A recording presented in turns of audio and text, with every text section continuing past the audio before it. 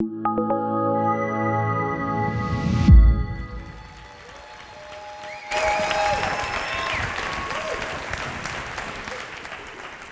everybody doing?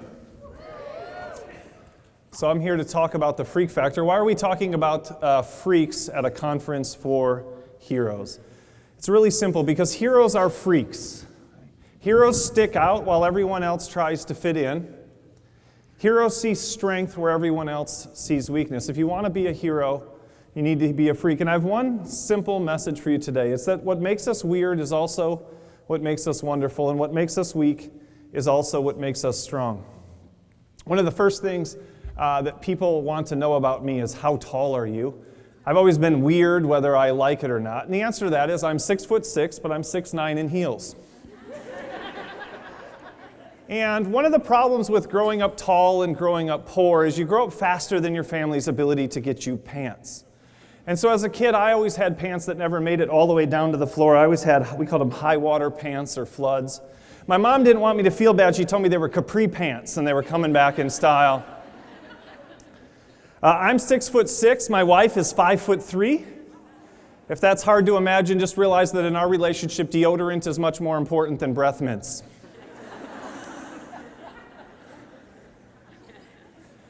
So when I was growing up, I was always weird, and I didn't like it. I wasn't glad I was weird. I thought that what was weird made me awful, and what made me weak is what made me wrong. Robert Quinn said in his book, Deep Change, that deviance will always generate external pressures to conform. When you perform beyond the norms, the systems will adjust and try to make you normal. When you're different, when you stick out, even when you stick out in a positive way, you heard AJ talk about positive deviance, you're always going to experience pressure to conform. People who are going to push you back to the middle. The reason we don't have more heroes is because people are afraid to be freaks. And we don't have to teach people to do this. Psychologists explain that we all have something called negativity bias. It's fundamental human nature. It means we tend to see what's wrong instead of what's right in any given situation, even when what's wrong is really, really small and what's right is really, really big. And we don't have to teach people to do this. I was watching Dora the Explorer with my daughter one morning. How many of you ever watched Dora the Explorer? How many of you, all of the Spanish you know is from Dora the Explorer, right? So I'm watching Dora the Explorer with my daughter, and she's saying something to me, and I'm like, you need to be quiet because we're about to make it to the Troll Bridge, and if we don't get the riddle right, we're never going to make it to Candy Mountain. And she keeps talking to me, and I hear she says, Daddy, is your tummy full? And I said, no, Daddy's tummy isn't full. We just woke up. We haven't even had breakfast. I need you to be quiet here because I'm not sure which direction we're supposed to go on the map here and what we need from the backpack. And she keeps going, though. And so finally I pause it, and I give her what psychologists call focused attention. And so I said, okay, honey, what do you need? We've already talked about this. And she stops talking to me, and she starts poking things. And she pokes my belly a few times, and then she looks up at me real curious and asks me, do you got a baby in there? Nobody had to teach my daughter to find what's wrong with me. I have skinny arms, I have skinny legs, I have a skinny neck. The only place I'm not skinny is right here, and that's what my daughter noticed. My daughter noticed what was different about me, and my daughter also noticed what was wrong with me. We naturally notice what's different and what's wrong with other people. When I was a kid, I had a lot of things that were wrong with me. I couldn't sit still, be quiet, or do what I was told. Those are three pretty big problems at school, and teachers called me rebellious and obnoxious and inappropriate and immature and told me I had no self-control and no self-discipline, and that if I didn't fix those things, I was going to end up homeless and living in a van down by the river. Sooner or later, they'd send me to the principal's office. I remember I was in 3rd grade. He sat me down on his lap, which seems questionable now looking back on it, and he told me, he said, there's 3 kinds of bad people in this world. And I'm like, this is a bad story. It doesn't even have good people in it. He said, there's 3 kinds of bad people in this world: bad people, really bad people, and people who are too far gone. What he was telling was, Dave, you're on the wrong path. And at the edge of the wrong path is a cliff. And when you fall off that cliff, you get hurt so badly, you never get a chance to get back on the right path. Dave, you need to learn to sit still, be quiet, and do what you're told, or you're never going to be a successful person. Ken Robinson said in his book, The Element, that many highly talented, brilliant, creative people think they're not because the thing they were good at school wasn't valued or was actually stigmatized. In other words, there was something they were good at, and not only did people not see the goodness of it, all they saw was the disadvantages, all they saw was the problems. And that was certainly true for me, because it turns out that I get paid to do 3 things. I get paid to stand up, not to sit down. I get paid to talk, not to be quiet. And I get paid to run my own business as a professional speaker, not to do what other people tell me to do. Thank you. It turned out that all of my weaknesses were in fact weaknesses. I'm not arguing that they're not, but they were also strengths. And when I discovered that, I wondered if that might be true for other people, and that's what I want to talk to you about today. One of the other things about me, obviously, like we said, is that I'm tall. And being tall is a strength and a weakness. It's good to be tall. When you're tall, people think you're smarter than you actually are. When you're tall, people pay you more. We almost always vote for the tallest candidate for president. It's good to be tall, except when it's not. And one of the places it's not good to be tall is the airplane. When I go to get on an airplane, the person kind of looks sad when they see me. And they say, "Sir, you need to watch your head," which is hard to do if you've ever tried. And I get on the airplane, and I kind of try to get to my seat. My backpack's sort of dragging along the ceiling as I get there. But the seating's okay. I can get an exit row. I can get a bulkhead seat. I can get some legroom. But sooner or later, I have to go to the bathroom. And sometimes I think people thought I was exaggerating this story, so I actually took a picture of myself in the airplane bathroom. We kept it from the waist up to keep it clean, but you can see this is my left shoulder on the ceiling of the airplane bathroom, okay? And it's not the top of my left shoulder, it's the bottom of my shoulder on the ceiling in the airplane bathroom. What you can't see is that my legs are like this just to take that picture. So when I get into the bathroom, I have things that need to go in the toilet. The problem is that the toilet is over there and I'm over here, and so I need to get closer, but the other problem is that the ceiling goes like this. So as I try to get closer, it just pushes my face closer, closer to the toilet, and so that's not working. And so I've patented something I call the limbo yoga approach. You keep the upper body back, as you move the lower body in, and then you pivot, and you work it in there.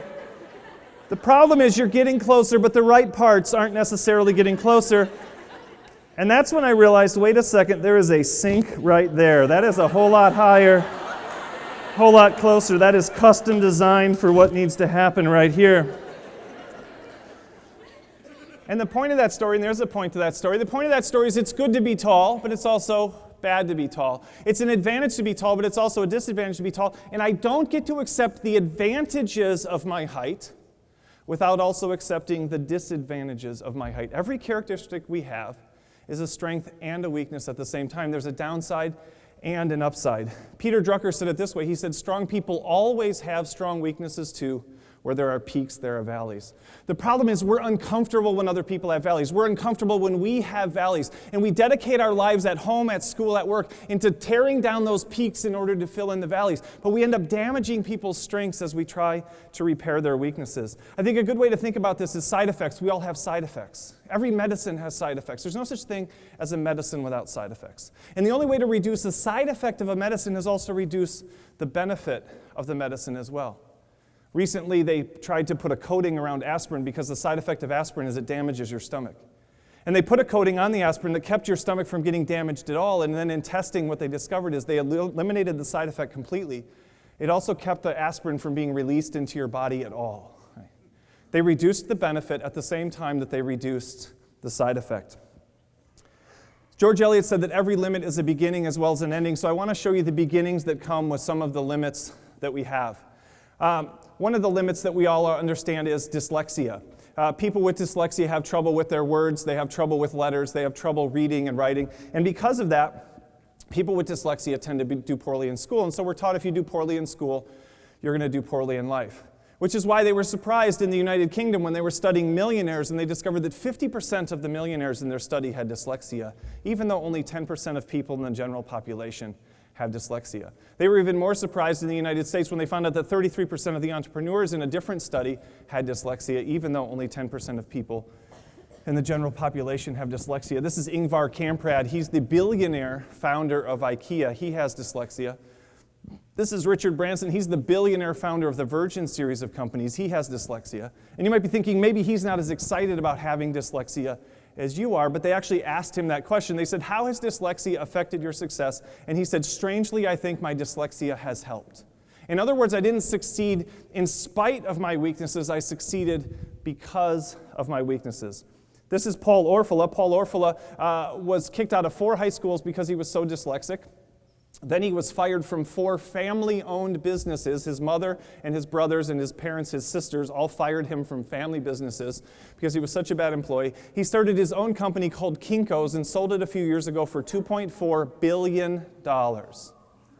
What does Paul Orfila think about dyslexia? He says, I think everyone should have dyslexia. Okay? And what scientists are starting to discover is that's actually true to some extent. What scientists are discovering is that people with dyslexia don't have broken brains, they have different brains. And the same brains that cause them to struggle in school are the same brains that cause them to succeed in life at a higher level than most people. They have a weakness that is directly connected to a strength. I ran a 40-mile ultramarathon a few years ago. Some of you are like, hey Dave, you don't look like you're running marathons right now. And that's because the doctor said it's not safe for the baby. Okay, so I finished my 40-mile ultramarathon. My brother-in-law came out. He said, Dave, you're crazy and awesome. And I think we have to be awesome, or we have to be willing to be crazy if we're going to be awesome. But the other thing that was interesting is my brother-in-law was praising me, and I was being rewarded for being very, very, very active. But my whole life, especially as a child, I was very, very, very active. And what do we call that when someone's a child and they're very, very, very active? We call it hyperactivity, and we give them medicine to fix it. When we turn up the volume on our characteristics, when we're more comfortable being who we are instead of trying to be someone else, we end up being praised and rewarded for the very thing that we used to be criticized and punished for. Seneca said there's no great genius without a touch of madness. The problem is because of negativity bias, when people have genius, we tend to miss it and see the madness.